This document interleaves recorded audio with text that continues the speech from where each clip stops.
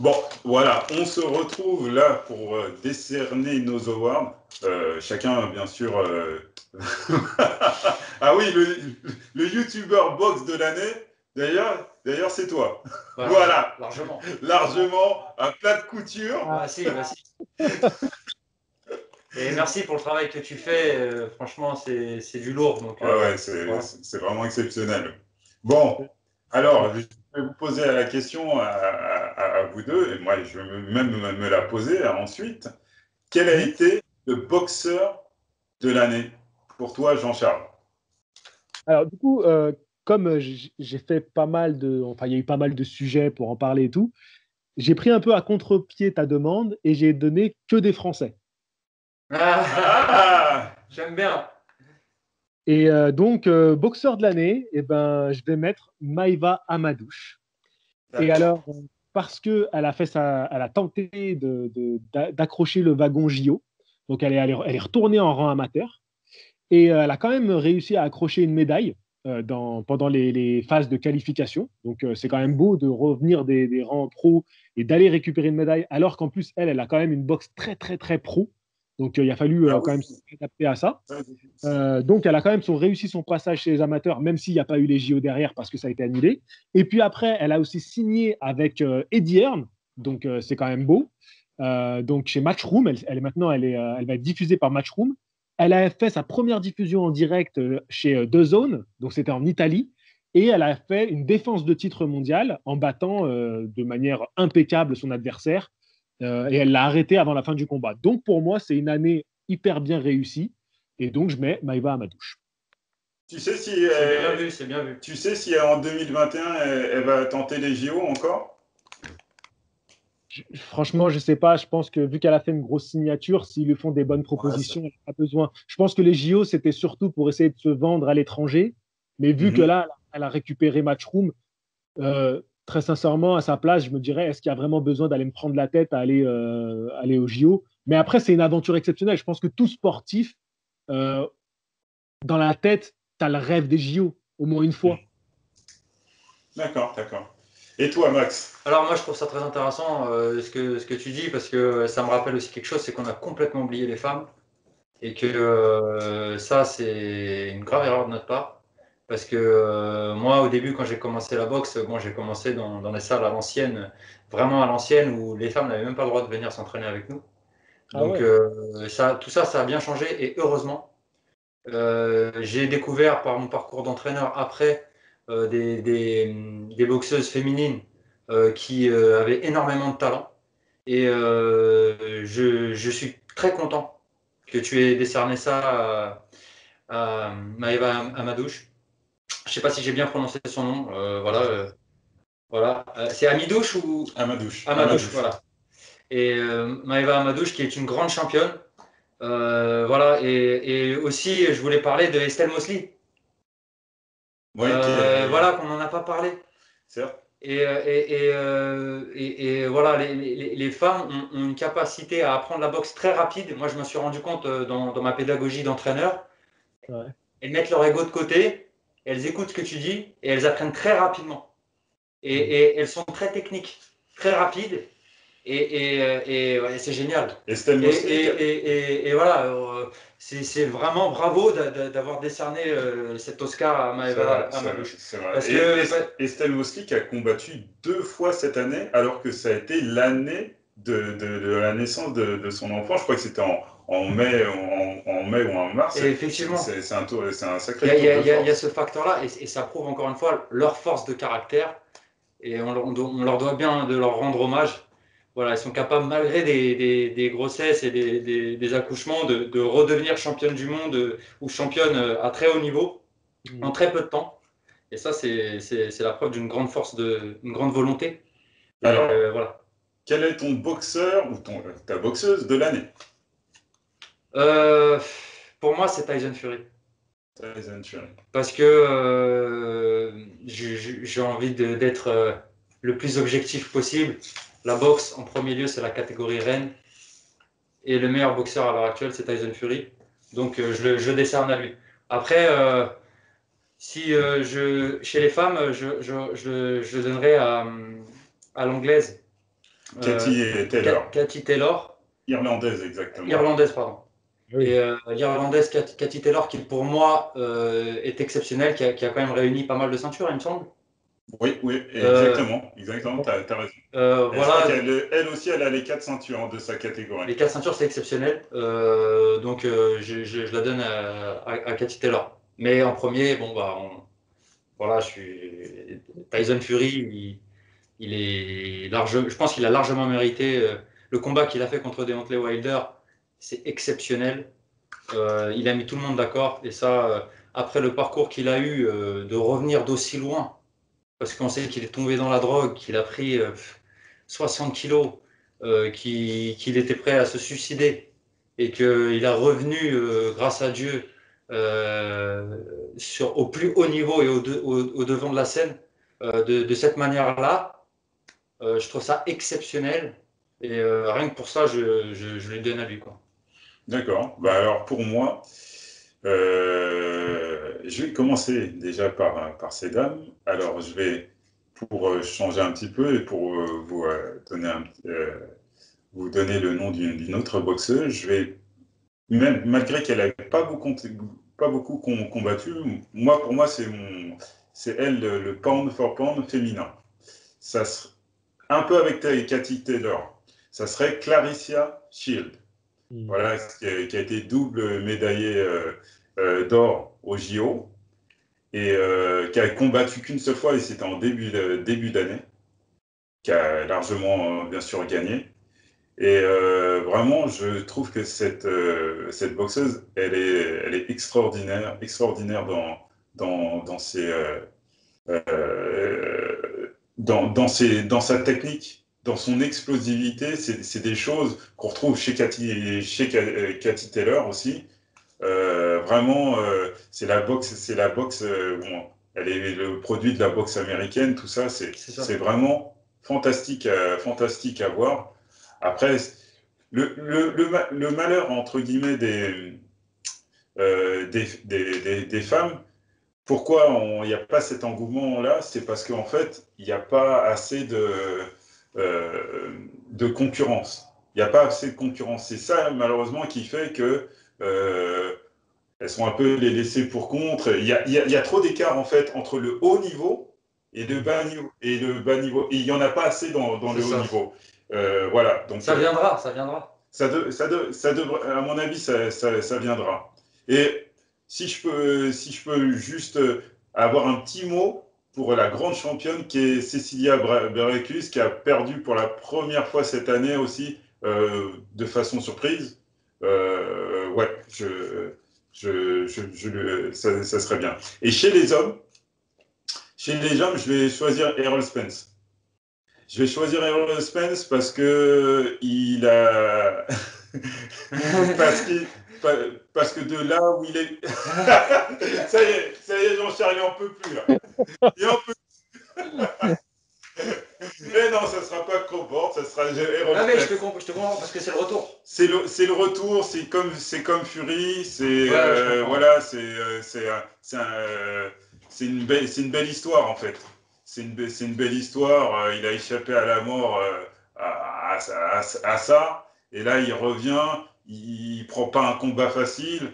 Il fait un retour étincelant. Il donne pratiquement aucun round à Danny Garcia, qui est quand même quelqu'un d'assez coriace. Donc pour moi, ça sera le boxeur de l'année. Voilà. Et maintenant, je vais vous poser la question sur le combat de l'année.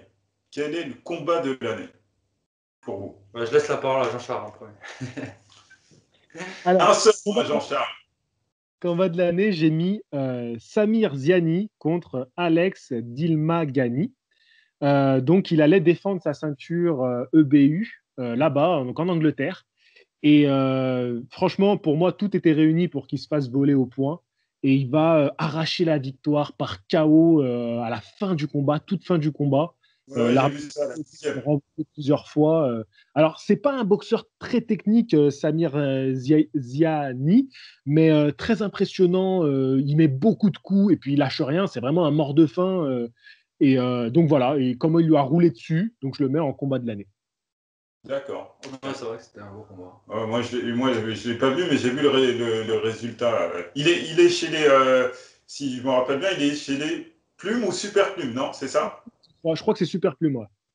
D'accord, d'accord, ouais, j'ai vu ça. Et pour toi, Max, quel est le combat de l'année? Bon, moi, en étant objectif, je vais dire, je vais pas faire compliqué, hein, Tyson Fury contre Deontay Wilder. C'est logique. C'est pour moi le combat de l'année. C'est un grand clash chez les poids lourds. On n'en a pas eu depuis très longtemps et j'étais très très content qu'il y ait ce combat parce que ça redonne un véritable engouement pour la boxe et ça dans le monde entier. Hmm. Et on avait bien besoin de ça. C'est vrai que la locomotive en général pour la boxe, c'est les lourds. Bah oui. Si on a une période où on a des lourds qui sont un peu starifiés, quoi, qui ont du caractère, tout ça, qui aient des résultats, ouais, c'est ça. c'est vrai que c'est toujours mieux. Donc c'est deux personnes charismatiques, Deontay Wilder dans son genre et Tyson Fury dans un autre. Ouais, et puis de grands boxeurs. De grands boxeurs. Avec des histoires particulières, parce que Deontay Wilder a une histoire aussi particulière. Mm-hmm. Et ça, je trouve ça vachement intéressant. Et c'est ça qui est fascinant dans la boxe. C'est les hommes qu'il y a derrière les boxeurs. Oui. C'est pas de gros bourrins, entre guillemets. On a trop tendance à résumer des boxeurs comme ça, alors que des fois, ils vous sortent des leçons de vie. Déjà sur le ring, c'est déjà quelque chose. Mais même en dehors, tu as des gens, des fois, qui te sortent des choses. Vraiment, c'est pratiquement de la poésie. On a connu tous Mohamed Ali, tout ça, qui est un grand, pour moi, un grand philosophe. Et même quand vous entendez parler Fury, quand Fury, il commence à parler sérieusement, c'est quelqu'un vraiment, vraiment intéressant et croyant. C'est ça. Tous ces airs de foufou, il a une grande profondeur. Oui. Les Joshua aussi, quand tu l'entends, très bonne philosophie. Wilder aussi, hein. Ah oui. Wilder aussi, ils vont vous sortir des choses philosophiques. Se parler sur les bancs de la PAC, hein, des fois, en conférence de presse. C'est ça qui est magique. Voilà. C'est beau. Ouais. Alors moi, pour le combat de l'année, je vais prendre, j'allais dire des inconnus. Oui, un petit peu. Alors c'est un combat qui est assez frais dans ma mémoire. C'est entre Akhmedov et Gongoria. C'était en sous-carte, je crois, de Golovkin. Oh là là. Alors, ceux qui aiment les scénarios avec du suspense, vous aimez les séries? Bah là-bas, il y a une saison avec 12 épisodes. Vraiment, c'est incroyable. C'est un combat qui est incroyable où il y a eu des rebondissements où Akhmedov, je pense, qui doit être russe, a dominé la première partie du combat. Il a mis à terre au tapis Gongoria, qui était vraiment au plus mal. Tout d'un coup, comme un phénix, il est revenu pour l'arrêter par une série d'hypercutes du gauche. C'était d'hypercutes du gauche au 12e round, alors qu'il restait très peu de temps pour que Akhmedov puisse gagner au moins à la décision. Ouais. Et il l'a arrêté à une minute du terme. Pour moi, ça a été incroyable. En tout cas, c'est mon coup de cœur. Ouais, c'est vrai. Il y avait une grande dramaturgie dans le combat, retournement de situation, etc. Parce que pour moi, pour faire un grand combat, il faut être deux aussi. Ah oui, oui, ça fait. C'est ça. Mais Mohamed Ali, ce serait pas Mohamed Ali sans Joe Frazier ou George Foreman. Exactement. Ou Kate Norton. Bon, on va passer aux Français de l'année, mais comme tu as choisi que des Français, comment tu vas faire là? Comment tu vas faire? J'ai ma petite idée parce que si c'était pas Maïva, j'aurais mis Tony Yoka. D'accord. J'aurais mis Tony Yoka parce que finalement, quand on regarde l'année, celui qui a fait un bond dans les classements, celui qui a pris des choix vraiment stratégiques en termes d'adversaires pour bien grimper, il finit l'année en défiant Joe Joyce sur Twitter. Alors, ça peut paraître anecdotique, mais avec tout ce qu'on a dit avant, dans la com, tout ça, ce qu'il faut faire, on a parlé de Joe Joyce qui fait un gros combat, on espère voir ce combat-là en 2021, la revanche un peu. Il y a toute une histoire par rapport à Yoka, tout ce qu'il a traversé pendant ces années où ça a été un peu la merde. Et ben, il a rattrapé le temps perdu avec 2 combats qui en plus ont montré des choses chez lui. Donc, je mettrais Tony Yoka comme boxeur de l'année français. Je suis de ton avis, c'est lui que j'ai choisi. C'est ça, tu as tout expliqué. Et ça, c'est boxeur de l'année ou c'est boxeur français? Le boxeur français de l'année. l'année. Ah oui, oui, de loin. Voilà, je crois qu'on est tous unanimes. On loin. pense que c'est Tony Yoka. Voilà. En termes de niveau, j'ai envie de dire Nordine Bali, mais bon, cette année, il n'a pas. Oui, il n'a pas combattu, malheureusement.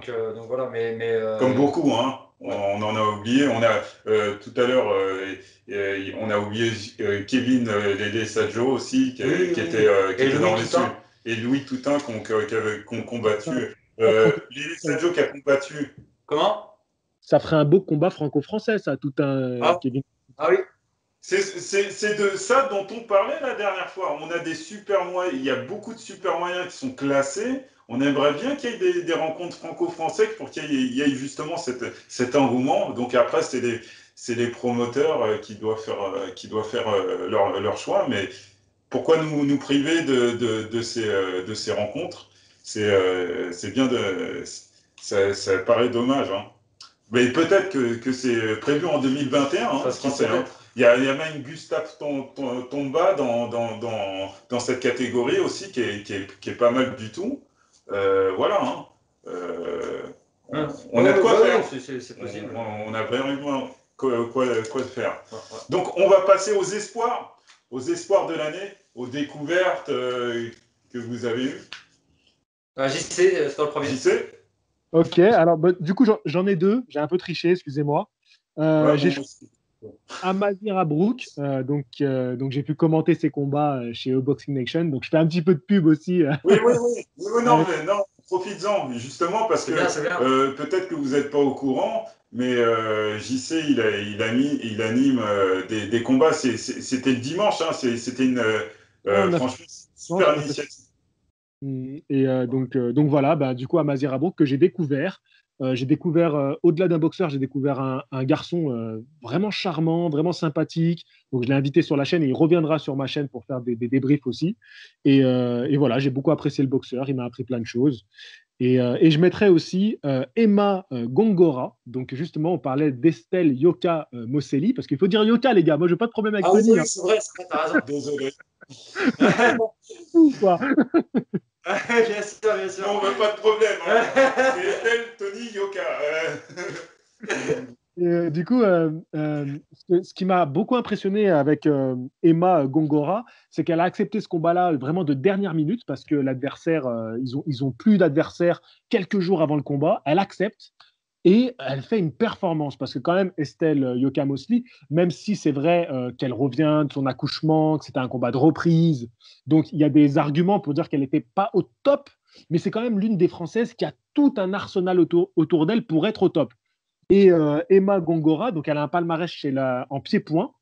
Et bon, alors c'est différent elle est anglaise, hein, surtout quand on prend la meilleure, qui est médaillée olympique et tout. Et elle fait un combat, vraiment, elle fait son combat, elle n'est pas prise par l'enjeu ni rien. Elle fait un super combat, elle m'a impressionné. Et en plus, ce qui me tue, c'est que sur son compte Instagram, elle n'a rien partagé, tu n'as aucune photo, tu sais, pour un peu se briller, quoi. Je veux dire, c'est quand même beau ce qu'elle a fait. Rien du tout. et tu sais, pendant ce combat, moi, je me suis dit, mais c'est qui les matchmakers qui ont mis Estelle Mosseli avec cette fille-là entre guillemets, elle lui tient tête. Bon, tu vois, elle a gagné, hein. Mais j'ai trouvé que c'est des combats qu'on ne te met pas en reprise parce que c'était un petit peu une année de transition pour Estelle Mosseli, Estelle Yoka Mosseli. Ouais. Mais j'ai trouvé vraiment que au-delà de la ressemblance aussi. Parce que je ne sais pas si tu as vu, elles avaient la même coupe. Exactement similaire aussi, c'est vrai. J'étais impressionné, mais j'étais impressionné surtout par son niveau. Je me suis dit, c'était, je crois, son premier ou deuxième combat. C'était vraiment très très bon choix. Hein. Très très bon choix. Très bon choix. Ah ouais. Et toi, Max, l'espoir ouais, quel espoir ou des découvertes, hein? C'est international. Ouais, international ou français, hein. Pour moi, je vais dire Nordine ou Bali. Attends, il est confirmé. Là, non. C'est-à-dire que moi, j'ai l'espoir. Sachant qu'il n'a pas combattu, il faut qu'il y ait quelqu'un. Mais justement, c'est un espoir. Non, mais là, c'est philosophique, là. Attends, l'autre, lui, il prend deux trucs. Toi, tu. Non, attends. Vous trichez, moi, je triche aussi. Comme révélation de Tyson Fury. Il mérite plus d'exposition. C'est extraordinaire d'être champion du monde WBC. Alors, moi, j'ai l'espoir. Alors, est-ce que je peux en choisir un pour toi? Oui. Attends, qu'on a oublié. Ok, mais laisse-moi juste finir ça. J'ai l'espoir que Nordine ou Bali unifie les titres chez les poids coqs. Voilà.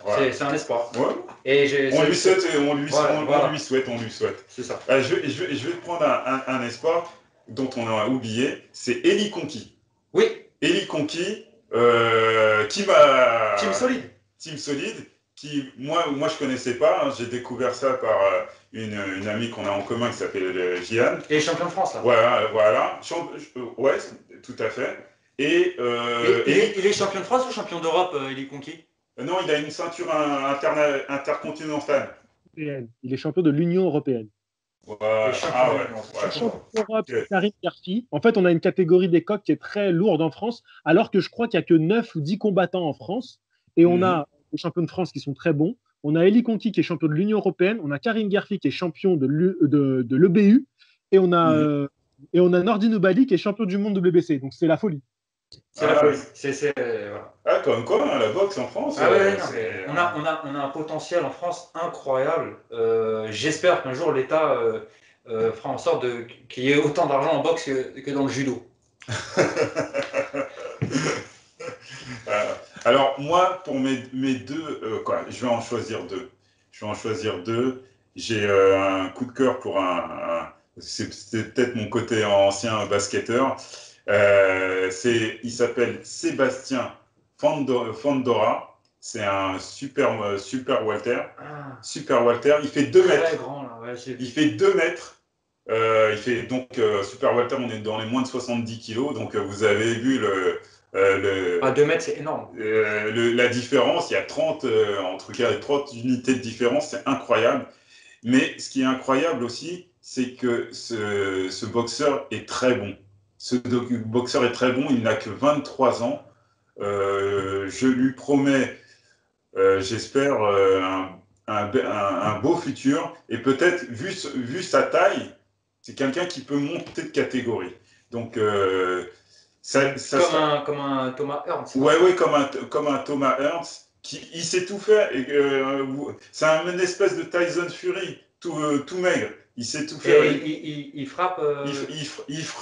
Il frappe, il sait boxer à distance, il sait même venir à l'intérieur, donc se mettre en danger. À suivre. Ouais. Et mon deuxième, ça serait chez les Walters, ça serait Jaron Ennis. Jaron Ennis, boxeur de Philadelphie, vous connaissez leur réputation, très très fort. Très très fort, il a défié Terence Crawford. Il a défié Errol Spence. C'est quelqu'un il faudra compter dans très très peu de temps. Je pense fin 2021. Je pense qu'on va commencer à entendre parler de lui, s'il lui arrive pas de soucis. Mais voilà, en tout cas, c'est les deux que je retiendrai. Ouais, c'est intéressant. Deux que je retiendrai. Ouais, c'était espoir dans ce sens-là, c'est des gens qui ne sont pas encore. Ouais. Des espoirs ou des découvertes. Hein. D'accord. Dans ces cas-là, un espoir, juste pour me reprendre sur Nordine ou Bali, je vais dire un espoir, je vais dire Souleymane Sissoko. Il est confirmé. Tu veux vrai, hein? Non, il est confirmé, oui, mais. Oui, mais ce que je veux dire, c'est que soit champion du monde. Nous, on va dire le grand public, pas le grand public, mais il est connu. Là, c'est la découverte, les espoirs, c'est plutôt des gens qui sont soit dans l'ombre ou des jeunes et tout ça. Ça passe encore. Ouais. Oui, mais ça peut passer, oui. Ça peut passer. Mais en tout cas, Faut pas trop qu'on tarde, les gars, parce que j'ai mes sushis qui sont arrivés et après ils vont refroidir. Eh ben, eh ben, justement, on va conclure. Ouais. On va conclure. Hein. Bon, je sais malheureusement que le Voilà, récap a été on fait la surprise de l'année, non? Ah oui, oui, oui. Ah, d'accord. Moi, je pensais à tes sushis. Hein. Voilà, j'ai eu peur pour tes sushis. J'avais envie de citer encore un Français. Alors, vas-y, la surprise de l'année. Alors, du coup, j'ai mis Tyrone McKenna contre Mohamed Mimoun.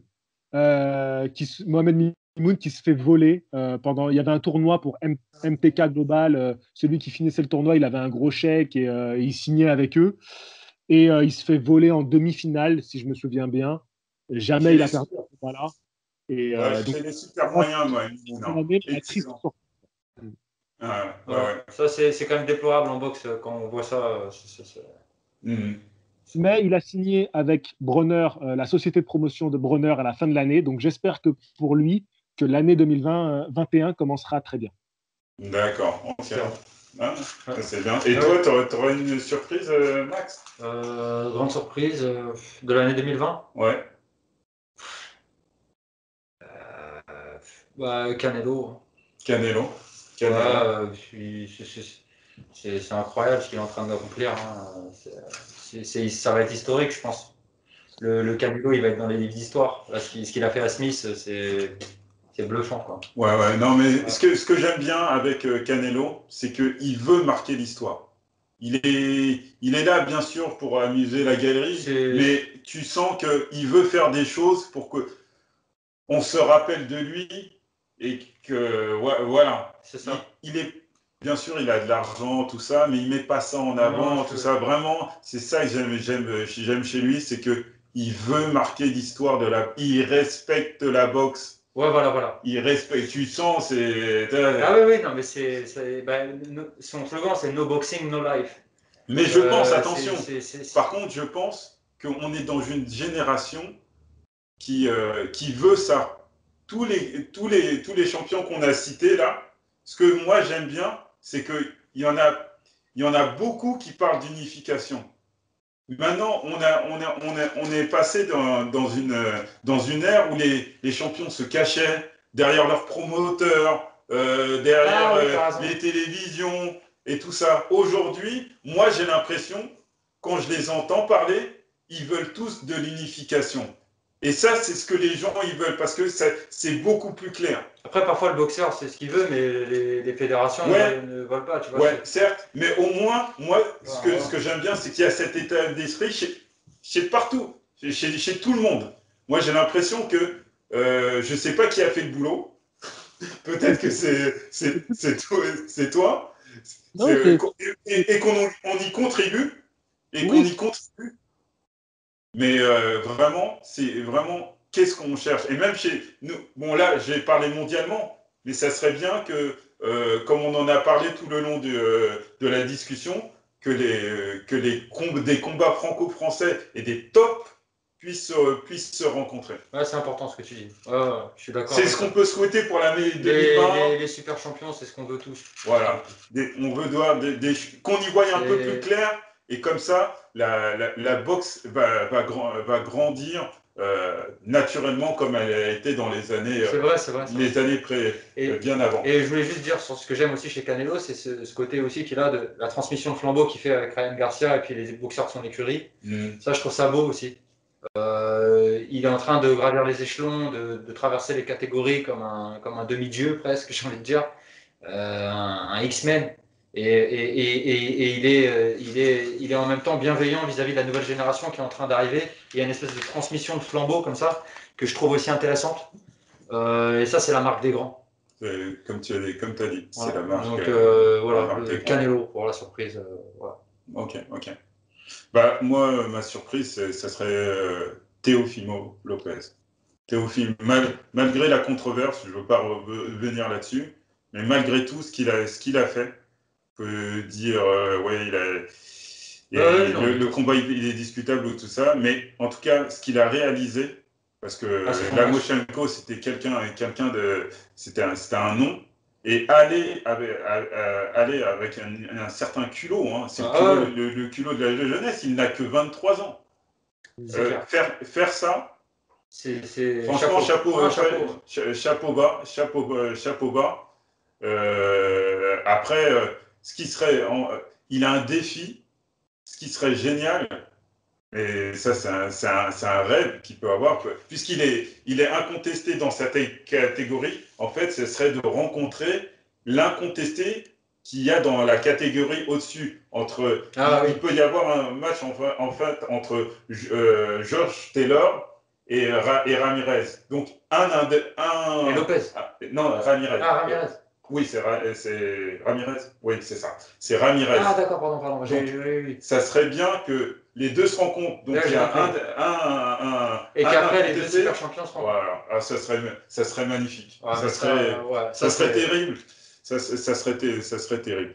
Bon, en tout cas, on en a fini, j'espère. Enfin, il y a quelqu'un peut-être qui a quelque chose à rajouter. Finalement, avec le Covid-19, il y a quand même quelque chose à rajouter. On a été un petit peu lésés tous, mais on a été vachement gâtés, comme tu dis. Ouais. On a eu une super année boxe, en fait. Hein. Bah ouais. Je sais pas ce que tu en penses, JC, mais cette année, bon, on va être un petit peu égoïste, parce qu'il y a eu des temps très très difficiles, je suppose, pour les boxeurs qui n'ont pas eu à combattre, donc leur gagne-pain et tout ça.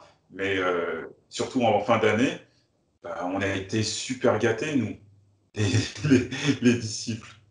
Je vais peut-être finir sur une note un peu moins agréable, c'est que ça a quand même accentué les inégalités entre les super champions qui ont un gros promoteur et qui ont pu leur organiser des beaux combats, et ceux qui ont été un peu laissés dans l'ombre et qui, eux, ont passé une année sans rien, voire avec des combats annulés. Donc voilà, ça a quand même accentué un peu les inégalités. Mais bon, ça a été tout le monde, voilà. Donc on finit quand même sur une positive. Ouais. En tout cas, Jean-Charles, on te remercie beaucoup. Merci. Déjà pour le boulot que tu fais depuis des années, on me suit, suivez-le encore. S'il y en a qui ne le connaissent pas, suivez-le, ce gars-là. Il donne tout pour la boxe. C'est vraiment incroyable le boulot qu'il fait. Il organise,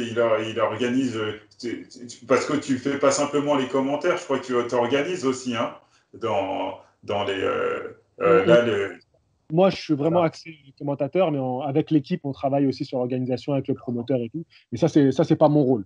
Donc, voilà. Mais en tout cas, merci pour l'invitation. C'était un grand plaisir. Et c'est un honneur pour nous. Merci. Et puis force à toi dans ta chaîne. J'espère que tu vas encore grandir. Et un grand merci de la part de tous les boxeurs, de tous les coachs, de tous ceux qui sont passionnés par la boxe. Merci bien.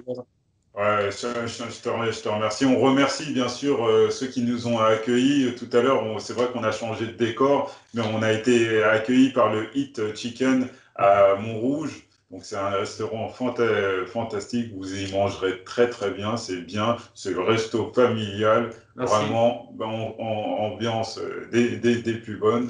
Donc voilà. On va se quitter pour ce gros récap de l'année 2020, et j'espère que 2020 sera aussi riche, 2021 sera aussi riche que 2020. J'espère. Voilà. Allez.